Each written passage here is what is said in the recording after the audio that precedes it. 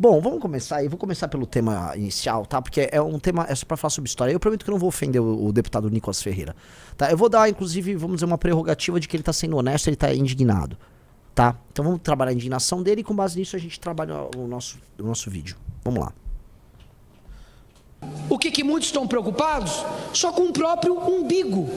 Ou seja, a maioria do Brasil merece a merda do Lula, merece o Alexandre de Moraes, merece o STF que tem, merece inclusive, quando chega aqui, boa parte da população continua apoiando o PT, o presidente da República não se solidarizou com os policiais que foram mortos. Pausa, você entendeu assim?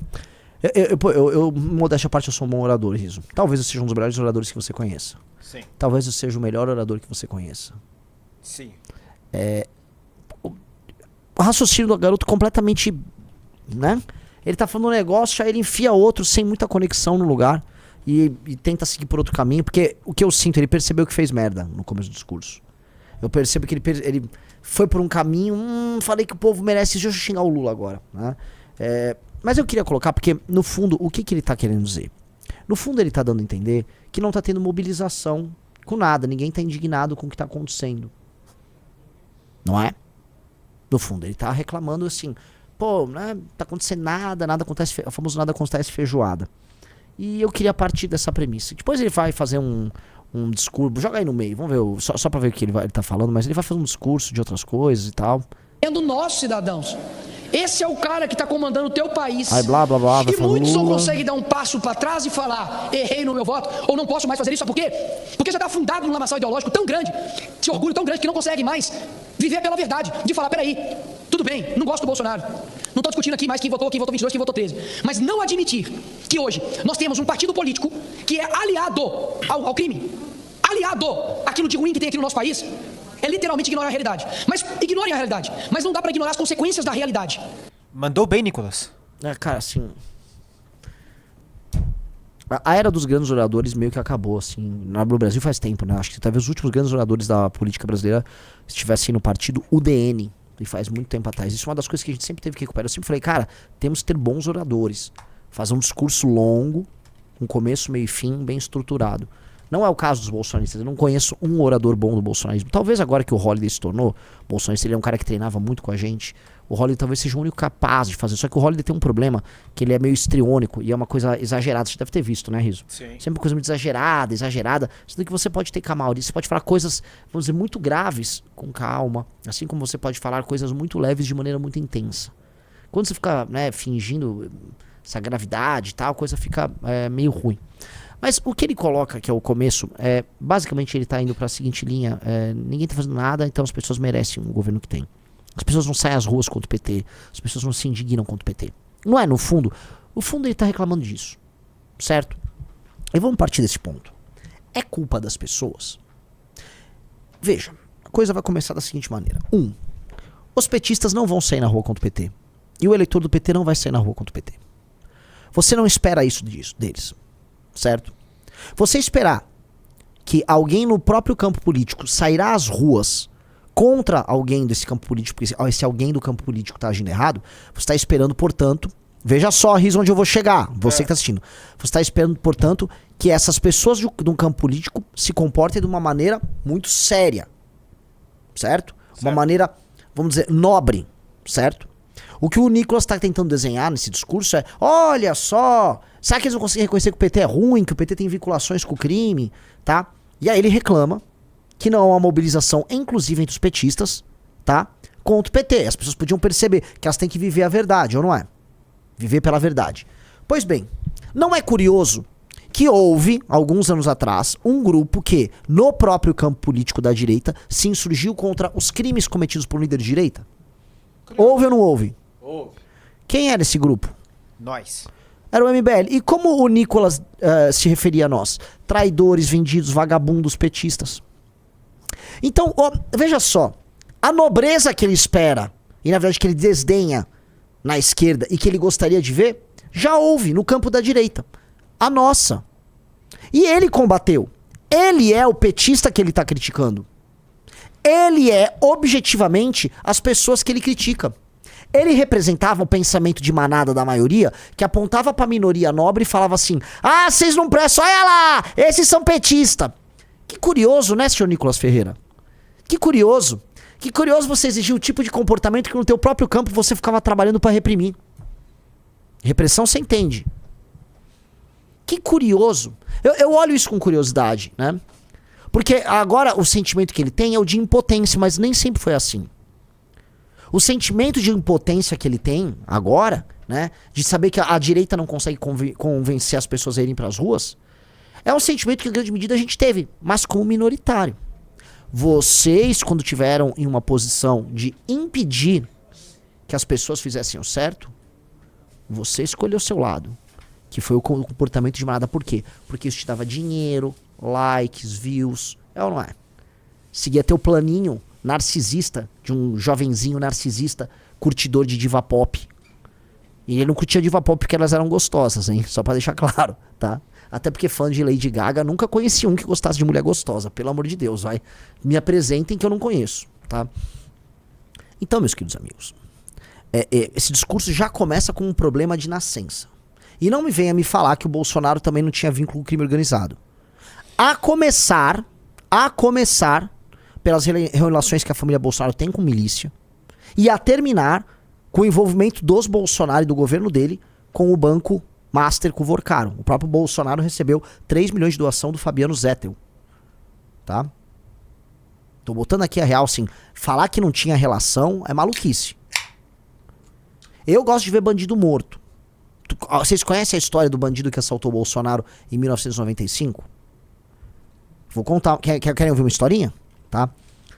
Aparentemente, o cara que buscou, perseguiu e pegou o bandido que assaltou o Bolsonaro e roubou a Glock dele, acho que foi uma Glock, uma 380 dele, e que roubaram uma moto dele em 95, teve uma história muito curiosa. Só pra lembrar. O Bolsonaro, ele foi assaltado em 95, tá? Teve a moto dele roubada, você tá aí na tela, tá? E aí, o cara foi pego e depois foi encontrado enforcado. Ele se matou com um nó, tipo um nó de marinheiro, tá? Dentro do cárcere. Quando o Bolsonaro foi instado a falar sobre isso, o Bolsonaro disse o seguinte: ah, não tenho nada a ver, né? Não tenho nada a ver com isso, mas, né? O problema não é meu. Pois bem, a esposa e a filha do bandido, que é bandido, e honestamente, bandido que assaltou alguém, né, a mão armada, eu não tenho nenhuma dó. Quero que ele, quero que ele, né, não tenho nenhuma dó do que aconteceu com ele. Mas todo mundo sabe que ele não se matou, ele foi morto na cadeia. Se não me engano, a mulher e a filha, a mulher e a prima, coisa assim, também acabaram morrendo. Elas começaram a reclamar, começaram a pesquisar o caso, elas morreram, desapareceram. O cara que pegou o bandido, ele ficou amigo do Bolsonaro e, se não me engano, ele recebe um presente do Bolsonaro, do Flávio, lá pra 2009. Uma prótese, algo assim. Sabe qual é o nome desse cara? Vou chegar. Esse cara depois foi morar num condomínio do lado do Bolsonaro, no Vivendas da Barra. Não vou falar o nome, pesquisem o nome do cara, que se diz grande amigo do Bolsonaro. Pesquisem o nome desse cara. Morava ao lado do Bolsonaro. Foi o cara que achou o vagabundo. Só tô falando isso, tá? Que o que eu quero dizer não tenho nenhuma dó do cara que morreu, tá? Nenhuma dó. E definitivamente o cara ter sumido era o vagabundo ter se enforcado, pra mim é o último dos problemas. O que eu só quero dizer é o seguinte: falar de relação com o miliciano, e eu só quero dizer que o cara morava do lado da casa do Bolsonaro. Não é uma coincidência. Se dizia amigo do Bolsonaro, morava do lado da casa do Bolsonaro. Foi o cara que resolveu o assunto ali. Então, falar de relação com o crime organizado, a gente pode falar de monte, tá? Que a família tem relações muito estranhas. Tem. Já botaram o nome do cara aí, e o nome não é Adriano, tá? Não vou ficar pontuando, mas alguns dirão que o Bolsonaro foi based nessa história. E assim, de verdade, Rizão, eu não tenho nenhuma dó do vagabundo que morreu. Talvez seja a única coisa realmente based que o Bolsonaro pode ser que tenha feito na vida dele. Opa! Que é isso?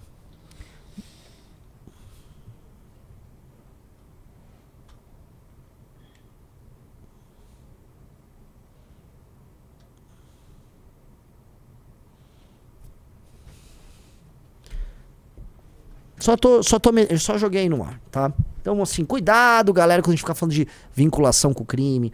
tá? Se eu for listar, né, envolvimento com milícia, casas, né, mansões que foram construídas, apartamentos que foram construídos em área de milícia lá no Rio de Janeiro, Rio das Pedras, que a família Bolsonaro participava, tudo isso aí, assim, isto é uma roubalheira monumental. A família Bolsonaro é multimilionária, se bobear centimilionária. Tá? E ninguém vai conseguir explicar que eles receberam isso só com o salário deles de deputado, ou que sempre foram grandes negociadores. Não venham meter essa pra mim. Família Bolsonaro é uma família de ladrão, com envolvimento com várias quadrilhas, tá bom? Família Bolsonaro é uma família de ladrão com envolvimento em quadrilha. As pessoas que são fã deles, quando a gente fala essas coisas, finge que não existe isso. Isso não existe. Mas é verdade, tá? E se o Flávio Bolsonaro for candidato, eu vou falar isso pra ele. Vocês são família de ladrão. Vocês são família de ladrão, envolvimento com quadrilha e crime organizado. E milícia, sim, é crime organizado. Milícia, sim, faz extorsão com morador nos mais diversos bairros, especialmente com comerciante. Não venham me mandar que, não, milícia é base. Não é. Saca? Tô colocando aqui, não tô querendo ser bonzinho com ninguém. É a real, tá? Vocês aí se aliaram com esse cara, vocês vão ter que se explicar com isso aí. Prosseguindo aí no nosso amigo Nicolas Ferreira. Aí, amigo Nicolas Ferreira, vamos entender uma paradinha aí, tá? Você reclama então desta inação e você sente uma espécie de uma agonia que nada acontece diante desse absurdo todo. Pois bem, entre 2014 e 2018 não era assim que a banda tocava. Houve as manifestações de 2013, que foram um despertar geral. Tinha gente de esquerda, direita, jovem e velho na rua. Em 2014 surge um negócio chamado Movimento Brasil Livre.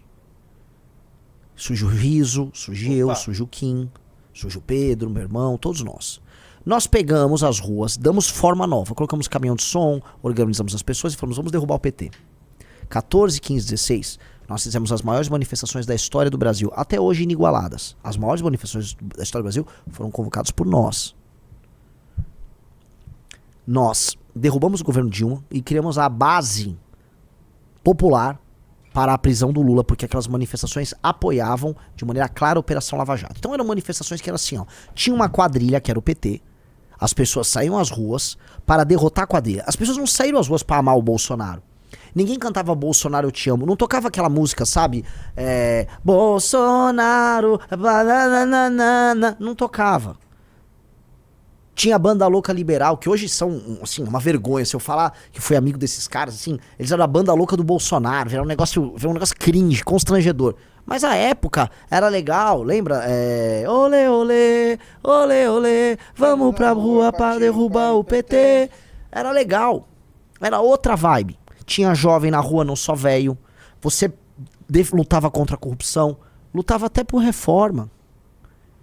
Tudo andou. Derrubamos. Veio 2017, o Vem Pra Rua ficou mais apoiando a Lava Jato, a gente também, aqui e ali. 2018 convocamos manifestações, inclusive à noite, pra derrotar o Lula. Lula foi preso, com a Paulista inteira lotada. Pauta, qual era a pauta? Derrubar PT, prender o Lula, defender a Lava Jato. Vira pra 2019, o Bolsonaro sempre quis ter o controle das manifestações. Bolsonaro faz essas manifestações, toma aquele público antigo, as pessoas vão pra apoiar o Bolsonaro. E aí as manifestações eram sobre apoio do Bolsonaro. Eu queria saber, de maneira concreta, o que foi conquistado nessas manifestações. 2020 ele lutava contra o STF, contra, sei lá, a ditadura do Xandão, e aí ele convocava as ruas pra apoiá-lo. Pra quê? Não sei. Ele queria mais poder, ele teve menos poder. Tudo que ele tentou fazer usando as manifestações não funcionou. Em 21 ele começa a convocar manifestações. Houve aquela manifestação gigantesca, acho que é a maior que o Bolsonaro já convocou, que tá no top 5 de maiores manifestações da história do Brasil. Talvez seja a terceira ou a quarta. Acho que foi a quarta, tá? Que foi a manifestação do Eu Autorizo, em que ele pede um golpe de Estado. Eu autorizo. E foi gigante. Cara, ele pediu pra, né, vamos lá, o povo vai se unir e tal. Faz também em Brasília. Qual foi a resposta? 2 dias depois, ele chora no telefone com o Alexandre de Moraes, toma branco do Alexandre de Moraes, o Temer vai e escreve, acho que junto com o Elcinho, ou que era um marqueteiro do Temer, alguém, escreve uma carta, você lembra, Riso? Lembro. Uma carta pedindo desculpas pro Xandão. Tá. Ele já falava em urna fraudada. Em 22, eles fazem mais manifestações. Uma das manifestações foi quando o Brasil fez 200 anos. Nicolas, sempre presente nisso aí. Ah, uai, olha lá! Olha o povo na rua! Fora PT! Olha lá, pessoal! Fora PT! Era, né? Sempre viva Bolsonaro, viva o capitão, viva Bolsonaro. Ou seja, vocês pegaram as manifestações que nós começamos, e vocês transformaram aquilo num culto à personalidade de um imbecil completo. Você, Nicolas, fez isso. Imbrochável. Certo? Nós começamos as manifestações. Elas foram pra derrotar o PT. Nós derrotamos o PT. Você nunca derrotou o PT, Nicolas Ferreira. Nós derrubamos o PT. Você não. E as pessoas, os brasileiros que você tá reclamando aí, saíram na rua e derrubaram o PT. Os brasileiros venceram o PT. Mas por quê? Porque eles não foram tratados como idiotas. As pessoas não foram na Paulista cultuar ninguém. Elas foram cultuar a causa. E a causa era clara. Derruba o PT. Impeachment da Dilma. Prisão do Lula. Apoio à Lava Jato. Era claro. Pô, país sério. As pessoas têm cidadania e saem na rua pra defender causa. Quando você fica defendendo um político que tá no poder, e ainda é ruim o político, e ele fica só lá, organizando dancinhas. Bolsonaro. Aí você começa a idiotizar seu público e você perdeu as pessoas interessantes, as pessoas com cabeça abandonaram as ruas e começaram a vir gente, essa gente tchonga. Aí é só maluco que ficava na rua. Aí ficou, mas é fácil manipular maluco, né? É o maluco que vocês estão deixando histérico nas redes sociais. E deixar histérico era Oeste, era gente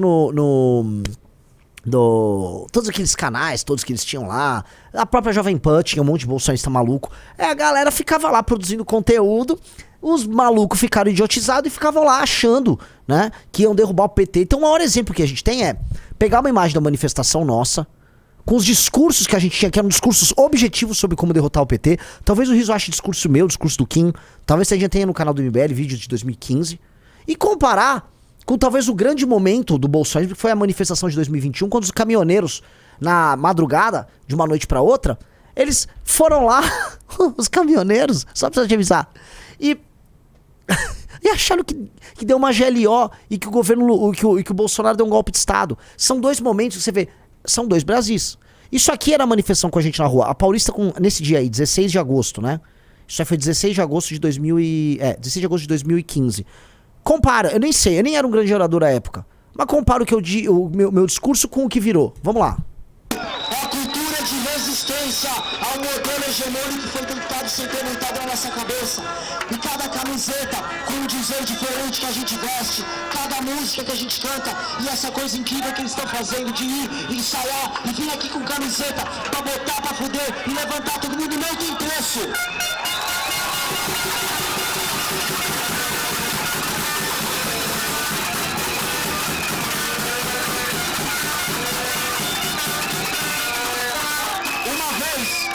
Hugo Chávez disse na Venezuela, e o Flávio vai me confirmar, que a revolução não será televisionada. E eu achei muito irônico que a nossa revolução não está sendo televisionada. Boa parte da grande imprensa ainda nos ignora e boa parte da grande imprensa ainda tenta nos taxar do que não somos. Nós não somos a favor de intervenção militar coisa nenhuma. Nós somos a favor da liberdade de imprensa.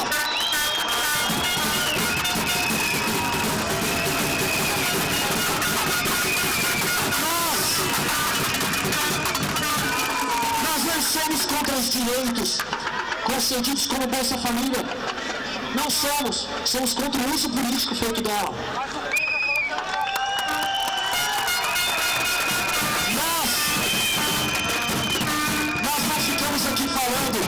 Sobre pobre, porque pobre tem que deixar de ser pobre. Isso é fundamental.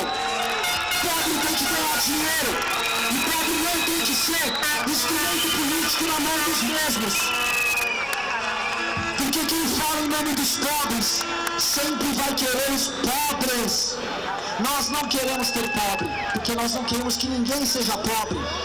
Esse é o pensamento do brasileiro.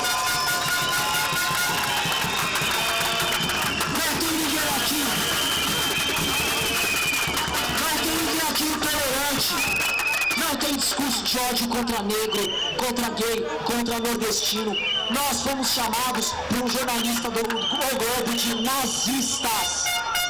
nazista, senhor Ilimar Franco. Aqui, pessoal. Aqui só pegar um pedaço. Aí só compare depois com coisas dos caras. A gente falava de conceitos de ideias. As nossas manifestações, tá? Isso aqui, ó, é a finaleira. É, tipo, essa manifestação foi dia 16 de agosto. Eu vi um cara falou, a manifestação tava vazia. É só botar a imagem 16 de agosto de 2015 e pegar a imagem de manifestação. Tá? O risco é só pegar 16 de agosto de 2015, manifestação paulista.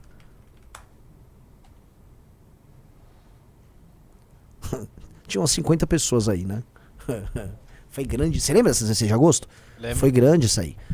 Tá? Só avisar, tá, pra vocês, tá? Então,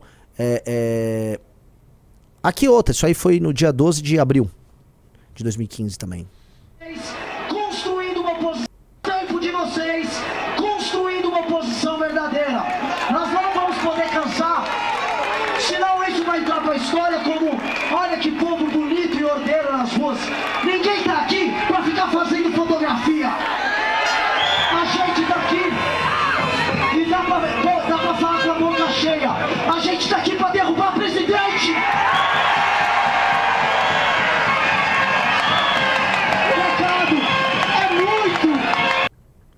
E isso era bem claro. Era uma causa. Vocês transformaram a causa num culto à personalidade. E aí veio o 22, como eu falei. Foram pra rua pro Bolsonaro gritar imbrochável nos 200 anos de independência. Depois o Bolsonaro perde a eleição. Mandaram as pessoas ir pra frente dos quartéis. As pessoas foram. As pessoas acharam que ia ter um golpe militar. Não foram. Uma parte delas foi pra frente do Planalto.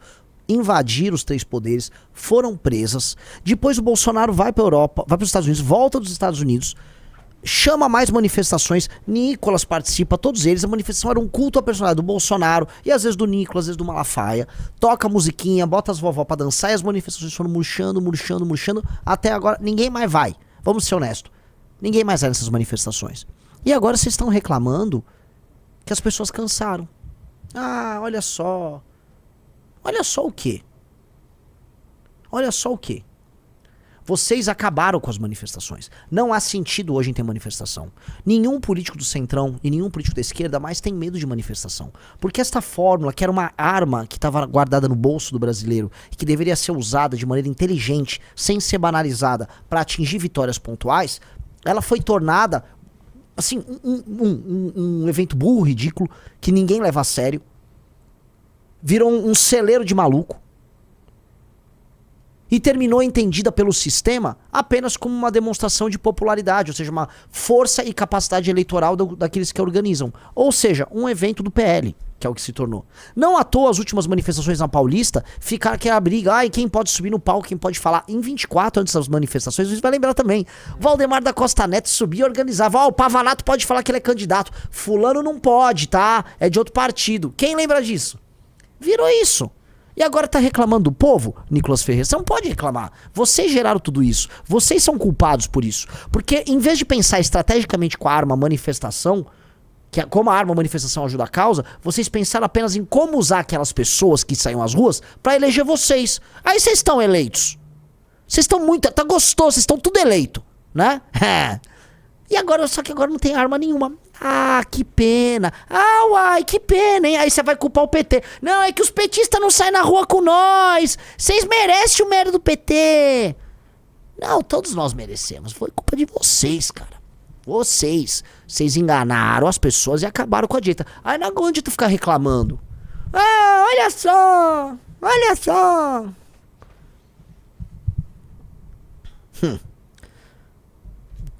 Papinho aqui, ó. Papinho aqui, não, né?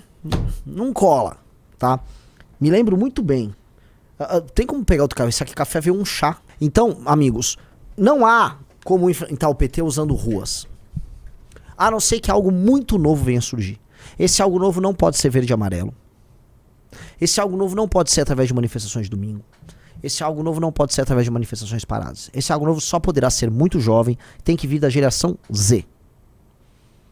Como vem acontecendo em outros lugares. Esse algo novo não tem nada a ver com o Bolsonaro, não tem nada a ver com o Nico, não tem nada a ver com nada. Ouso dizer que não tem nada a ver com o MBL. Pra funcionar tem que ser algo novo. E, no máximo, figuras como nós, do MBL, podemos ajudar. Eu penso assim. Achar que você tem que fazer como era... Não, quem começou com as manifestações verde e amarelo, quem lotava as ruas éramos nós. Quem destruiu esse modelo foi o bolsonarismo e acabou. Você tem que saber quando acabou. Uma banda uma hora acaba, né? Um ciclo de um time de futebol uma hora acaba. O ciclo das manifestações começou em 2014 e ele terminou. Acabou. Não vai ter nada, não vai ter manifestação para derrubar o PT, não vai.